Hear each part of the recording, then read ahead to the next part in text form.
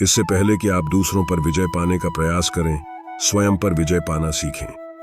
हिंदू धर्म अपनी प्राचीन शिक्षाओं के साथ हमें सिखाता है कि असली लड़ाई वे नहीं है जो बाहर से लड़ी जाती हैं, बल्कि वे हैं जो हम अपने भीतर लड़ते हैं। इस वीडियो में हम अपने दुश्मनों पर हाथ उठाए बिना उनका सफाया करने के 7 तरीके तलाशेंगे।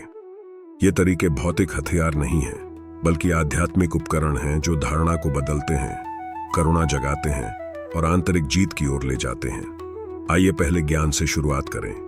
1. धैर्य। सही पल का इंतजार करना सीखें। धैर्य को अक्सर गलत समझा जाता है। इसे जड़ता या कमजोरी के साथ भ्रमित किया जाता है, लेकिन हिंदू शिक्षाओं में क्षमा, धैर्य सबसे बड़ी आंतरिक शक्ति की अभिव्यक्ति है। यह केवल निष्क्रिय प्रतीक्षा नहीं है, यह क्षणभंगुर भावनाओं को पार करने, अहंकार की सीमाओं पर काबू पाने और उन आवेगों का विरोध करने की शक्ति है जो अक्सर पीड़ा का कारण बनते हैं। भगवद गीता में कृष्ण अर्जुन को याद दिलाते हैं कि धैर्य जीवन के द्वंद्वों का एक उपाय है। गर्मी और ठंड, खुशी और दर्द की संवेदनाएं केवल लहरें हैं जो आती हैं और जाती हैं। श्लोक 2:14 में कृष्ण कहते हैं, गर्मी और सर्दी, सुख और दर्द की अनुभूतियां आती जाती रहती हैं। वे क्षणभंगुर हैं अर्जुन, उन्हें धैर्य के साथ सहन करो। ये श्लोक हमें दैनिक उतार चढ़ाव से परे देखने और उन्हें बिना किसी प्रतिरोध के स्वीकार करके आंतरिक शांति पाने के लिए आमंत्रित करता है। कल्पना कीजिए कि आप एक तूफान के बीच में हैं। हवा गरजती है, बारिश होती है, दुनिया बिखरी हुई लगती है, लेकिन धैर्य के इस आंतरिक स्थान में एक अटल शांति है। कृष्ण की शिक्षाएं हमें याद दिलाती हैं कि यह शांति इन तरंगों को बिना बह के सहने में मिलती है। इस प्रकार धैर्य एक ऐसी शक्ति बन जाता है जो बाहरी परिस्थितियों को पार कर जाती है। उन आवेगों के खिलाफ एक अदृश्य ढाल बन जाती है जो हमें हमारे रास्ते से भटकाना चाहते हैं। हिंदू धर्म की सबसे पुरानी और सबसे जटिल कहानियों में से एक, महाभारत में सबसे बड़े पांडव युधिष्ठिर इस गुण को अनुकरणीय तरीके से दर्शाते हैं। अपने 13 साल के वनवास के दौरान पांडवों को एक के बाद एक कठिन परीक्षाओं का सामना करना पड़ा। अपने ही प्रियजनों द्वारा धोखा दिया गया, उनका राज्य और उनका सम्मान छीन लिया गया। इसके बावजूद भी युधिष्ठिर क्रोध या प्रतिशोध को अपने मन में परिवर्तन नहीं आने देते। कई बार ऐसा हुआ जब वह आवेग में आकर कार्य कर सकता था, उनसे जो कुछ चुराया गया था उसे बलपूर्वक वापस लेने की कोशिश कर सकता था, लेकिन वह जानता था कि अधीरता के आगे झुकने का मतलब आंतरिक हार होगी। उनका धैर्य डर या निष्क्रियता से नहीं आया, बल्कि गहन ज्ञान से आया, जिसने उन्हें तात्कालिक भावनाओं से परे देखने की अनुमति दी। युधिष्ठिर जानते थे कि अन्याय और पीड़ा का हर क्षण अस्थायी था। जल्दबाजी के कार्यों से परहेज करके उन्होंने अपने और अपने परिवार के भीतर संतुलन बनाए रखा। ऐसे संघर्ष में शामिल होने से इनकार कर दिया जिससे उनकी पीड़ा और बढ़ जाएगी। अगर उसने कोई अलग रास्ता चुना होता तो क्या होता? यदि युधिष्ठिर ने प्रतिशोध की भावना के आगे घुटने टेक दिए होते तो उन्होंने कुरुक्षेत्र के युद्ध से बहुत पहले ही एक युद्ध शुरू कर दिया होता, एक ऐसा युद्ध जो ज्ञान या उद्देश्य से रहित था।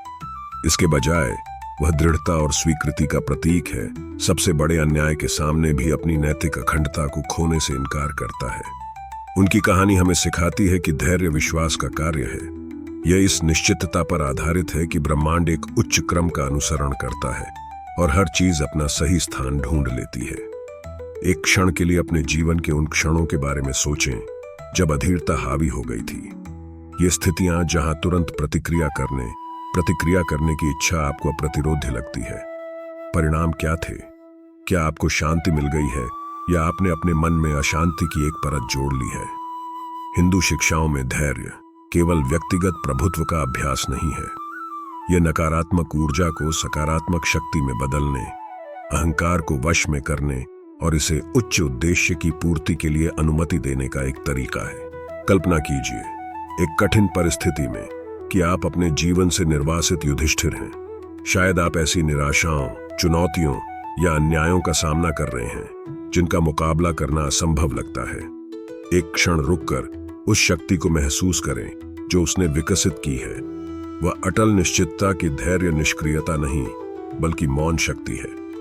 धैर्य का चुनाव करके आप भावनाओं और विचारों के बदलते ज्वार के आगे न झुकने का चुनाव करते हैं। धैर्य की गहराई को वास्तव में समझने के लिए व्यक्ति को सामान्य क्षणों में इसका पालन करना सीखना चाहिए। रोजमर्रा की जिंदगी की छोटी छोटी परेशानियां, लाइन में इंतजार करना, दूसरों के अप्रिय शब्द, असफलताओं पर निराशा। यदि आप अपनी आंतरिक प्रतिक्रिया का निरीक्षण करें तो आप देखेंगे कि अधीरता का प्रत्येक क्षण आंतरिक शांति विकसित करने का एक अवसर है। कृष्ण अर्जुन को दुखों और सुखों की उपेक्षा करने के लिए नहीं कहते हैं, बल्कि उन्हें क्षणभंगुर के रूप में देखने और उनसे आसक्त न होने के लिए कहते हैं। इस अर्थ में धैर्य मुक्ति का कार्य बन जाता है, एक अनुस्मारक कि हम भावनाओं की इन तरंगों से नहीं, बल्कि उन्हें पार करने की हमारी क्षमता से परिभाषित होते हैं। धैर्य का यह गुण उस दुनिया में और भी महत्वपूर्ण है जहां हर चीज तत्काल प्रतिक्रिया को प्रोत्साहित करती है। ऐसे युग में जहां हम त्वरित कार्रवाई और त्वरित उत्तर को महत्व देते हैं, सोचने और इंतजार करने के लिए समय निकालने का विचार पुराने जमाने का लग सकता है। फिर भी ठीक इसी ठहराव में, आंतरिक मौन के इस क्षण में ही ज्ञान का उदय होता है। ये मौन आंतरिक शांति प्राप्त करने की कुंजी है, क्योंकि यह एक ऐसा स्थान खोलता है जहां अहंकार की पकड़ नहीं रह जाती है और जहां स्पष्टता उभर सकती है। अपने आप से पूछें कि आपके जीवन में कौन सी परिस्थितियां आपके धैर्य की मांग करती हैं। क्या ऐसे समय होते हैं जब अधीरता हावी हो जाती है और आपको पूरी तरह से सोचने से पहले ही कार्य करने के लिए प्रेरित करती है? आवेगपूर्ण कार्य किए बिना आप उन पर कैसे काबू पा सकते हैं? शायद कोई परियोजना, कोई रिश्ता या कोई संघर्ष है जिसके लिए अधिक धैर्य के साथ अवलोकन की आवश्यकता है। इस प्रश्न को अपने भीतर गूंजने दें। यदि आप धैर्य चुनते हैं तो कौन से नए दृष्टिकोण सामने आ सकते हैं? जब आप धैर्य रखना चुनते हैं तो आप उन नकारात्मक ऊर्जाओं को बढ़ावा देने से इनकार करते हैं जो आपकी शांति को भंग कर सकती हैं। शांत रहने और तुरंत प्रतिक्रिया न करने का यह विकल्प कृष्ण की शिक्षाओं के प्रति एक श्रद्धांजलि है। यह एक अनुस्मारक है कि ब्रह्मांड की अपनी लय है और कभी कभी बस उस लय में ट्यून करना साहस का सबसे शक्तिशाली कार्य है। इस आध्यात्मिक यात्रा में प्रत्येक चुनौती एक गुण विकसित करने का अवसर है। इस प्रकाश में देखा जाने वाला धैर्य एक दैनिक आध्यात्मिक अभ्यास बन जाता है, तात्कालिक संघर्षों से परे देखने और अनुभवों की क्षणभंगुर प्रकृति को समझने का निमंत्रण।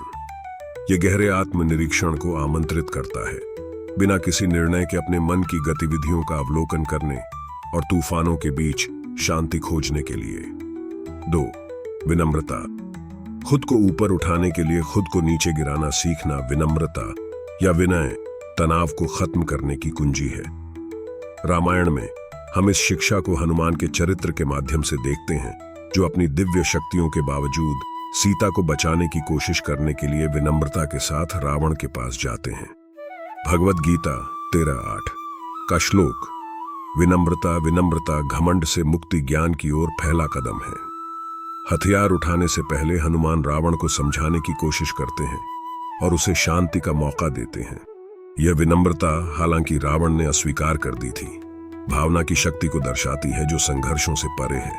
आपने अपने जीवन के किन क्षणों में महसूस किया है कि विनम्रता में संघर्ष को शांत करने या तनावपूर्ण स्थिति को शांत करने की शक्ति है? 3. करुणा। दूसरे को अपने विस्तार के रूप में देखना। हिंदू धर्म में करुणा या करुणा सभी आत्माओं की एकता की मान्यता है। कृष्ण अर्जुन को याद दिलाते हैं कि जो लोग हमसे शत्रुता रखते हैं वे भी प्रकाश की तलाश करने वाली आत्माएं हैं, कभी कभी भ्रम से अंधे हो जाते हैं। भगवद गीता 5:18 से श्लोक, बुद्धिमान गाय, हाथी, कुत्ते और कुत्ते को खाने वाले को समानता से देखता है। महाभारत में युद्ध के मैदान के बीच में भी अर्जुन ने मित्रता के पुराने बंधन के कारण राजा कर्ण को छोड़ दिया, क्योंकि वह एक प्रतिद्वंद्वी के रूप में अपनी भूमिका के पीछे कर्ण की मानवता को पहचानता है। क्या आपके जीवन में कोई दुश्मन है जिसे आप नए रूप में देख सकते हैं प्रकाश? यदि आपने उन्हें करुणा की दृष्टि से देखना चुना। 4. आत्मनियंत्रण। अभिभूत होने से बचने के लिए अपनी भावनाओं पर हावी रहें। सहज भाव से प्रतिक्रिया न करने के लिए अपनी भावनाओं पर नियंत्रण रखना मौलिक है। कृष्ण अर्जुन को सिखाते हैं कि क्रोध और घृणा ही हमें गुलाम बनाते हैं। जो कोई भी उन पर हावी होने में कामयाब होता है वह अजेय है। भगवद गीता 2:63 से श्लोक, क्रोध से भ्रम पैदा होता है, भ्रम से स्मृति का भ्रम होता है, स्मृति के भ्रम से समझ की हानि होती है और बुद्धि के नुकसान से मनुष्य का पतन होता है। महाभारत में भीष्म हालांकि व्यक्तिगत संघर्षों में डूबे हुए हैं, खुद पर नियंत्रण रखते हैं, प्रतिशोध और क्रोध के आह्वान का विरोध करते हैं और शांति से दूसरों का मार्गदर्शन करते हैं। आप उकसावे और संघर्ष पर कैसे प्रतिक्रिया करते हैं? क्या आप व्यक्तिगत महारत हासिल करने का कोई रास्ता खोज सकते हैं जो आपको प्रतिक्रिया करने के बजाय प्रतिक्रिया देने की अनुमति देता है?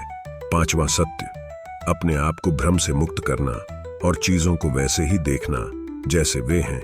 एक प्रबुद्ध और आध्यात्मिक स्वर सत्य या सत्य हिंदू धर्म का एक स्तंभ और एक अजेय शक्ति है। यह हमें संघर्षों से परे जाने की अनुमति देता है, क्योंकि यह उस प्रकाश को उजागर करता है जो हर किसी में रहता है। कृष्ण अर्जुन से कहते हैं कि जो लोग सच्चाई में रहते हैं उन्हें धोखे से नुकसान नहीं हो सकता। भगवद गीता 57:20 से श्लोक, अर्जुन, सत्य शब्द का अर्थ अस्तित्व और सत्य है। जो सत्य को ध्यान में रखकर कार्य करता है वह प्रकाश में कार्य करता है। महाभारत में रानी द्रौपदी अटल सत्य का उदाहरण है। न्याय में उनका विश्वास और सत्य के प्रति सच्चे बने रहने के दृढ़ संकल्प ने अंततः उनके साथ हुए अन्याय को पलट दिया। क्या आप असहज होने पर भी सत्य को अपनाने के लिए तैयार हैं? आप अपने जीवन में ईमानदारी बनाए रखने के लिए कितनी दूर तक जाने को तैयार हैं? 6ठा वैराग्य, अपेक्षाओं और इच्छाओं से मुक्ति। वैराग्य या वैराग्य भगवद गीता की सबसे गहन शिक्षाओं में से एक है। कृष्ण अर्जुन को सिखाते हैं कि वैराग्य हमें अपेक्षाओं और परस्पर विरोधी भावनाओं की जंजीरों से मुक्त करता है। भगवद गीता 2:47 से श्लोक, आपका कर्तव्य वह करना है जो किया जाना चाहिए, कर्म के फल की आसक्ति के बिना। अर्जुन ने स्वयं कुरुक्षेत्र युद्ध के दौरान वैराग्य के बारे में सीखा। वह घृणा या लगाव के बिना लड़ता है, धर्म का पालन करता है और खुद को व्यक्तिगत इच्छाओं से मुक्त करता है। आप ऐसी कौन सी अपेक्षाएं या लगाव रखते हैं जो आपको पीड़ा या क्रोध का कारण बनता है? 7वें ब्रह्मांड में विश्वास, ईश्वरीय न्याय और कर्म पर भरोसा। हिंदू धर्म में यह सिखाया जाता है कि कर्म या कारण और प्रभाव का नियम सभी चीजों को संतुलित करता है। कृष्ण ने अर्जुन को याद दिलाया कि प्रत्येक कार्य के अपने परिणाम होते हैं और बदला लेने की कोई आवश्यकता नहीं है, क्योंकि ब्रह्मांड उचित समय पर इसका ख्याल रखता है। भगवद गीता 3:16 से श्लोक, हे अर्जुन, जो कर्तव्य के इस चक्र का पालन नहीं करता है लेकिन इंद्रिय सुख में रहता है वह व्यर्थ जीवन जीता है। अपने निर्वासन के बाद पांडव यह जानते हुए वापस लौटते हैं कि कर्म संतुलन बहाल करेगा। क्या आप घृणा से बदला लेने की आवश्यकता के बिना न्याय का सहारा ले सकते हैं और कर्म के दैवीय न्याय पर भरोसा कर सकते हैं, तब भी जब चीजें आपको अनुचित लगती हैं? हिंदू धर्म हमें सिखाता है कि असली दुश्मन अक्सर हमारे भीतर, हमारे भ्रम और आसक्ति में पाया जाता है। अपने दृष्टिकोण को बदलकर हम बिना लड़े किसी भी संघर्ष पर काबू पा सकते हैं। प्रत्येक कार्य बुद्धिमत्ता का कार्य हो और प्रत्येक लड़ाई करुणा, सत्य और आत्मनियंत्रण के हथियार से लड़ी जाए।